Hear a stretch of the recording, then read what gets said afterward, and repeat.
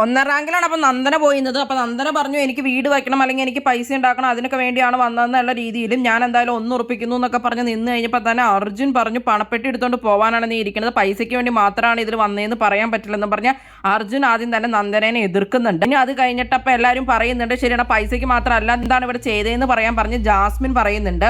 അപ്പോൾ പുള്ളിക്കാരി പറയുന്നുണ്ട് ഞാൻ ഡാൻസ് കളിക്കും, ഞാൻ കുട്ടിയാണെന്ന് എല്ലാവരും പറഞ്ഞു, പക്ഷെ ഞാൻ നന്നായിട്ട് തന്നെ എല്ലായിടത്തും പ്രതികരിക്കുന്നുണ്ട്, ഞാൻ നന്നായിട്ട് തന്നെ ഒച്ചയ്ക്ക് സംസാരിക്കുന്നുണ്ട്, ഞാൻ പാട്ട് പാടുന്നുണ്ട്, അങ്ങനെ എല്ലാ കാര്യങ്ങളും ഞാൻ കൃത്യമായിട്ട് തന്നെ ചെയ്യുന്നുണ്ട്, ഞാൻ ക്യാപ്റ്റൻ ആണ്, ആ രീതിയിലൊക്കെ പുള്ളിക്കാരി പറയുകയുണ്ട്. പക്ഷെ എല്ലാവരും നന്ദനെ എതിർക്കുകയാണ്. 1ാം സ്ഥാനത്ത് നിൽക്കാൻ നന്ദനയ്ക്ക് യോഗ്യതയില്ലെന്ന് പറഞ്ഞു. പണപ്പെട്ടി എടുത്ത് പുറത്ത് പോകും, പൈസയ്ക്ക് വേണ്ടി മാത്രം വന്നതാണെന്നാണ് നന്ദന പറഞ്ഞത്. അതല്ല നിൽക്കാനുള്ള ക്വാളിറ്റി എന്നൊക്കെ പറഞ്ഞ് അർജുനൊക്കെ നന്ദനെ എതിർക്കുന്നുണ്ടായിരുന്നു.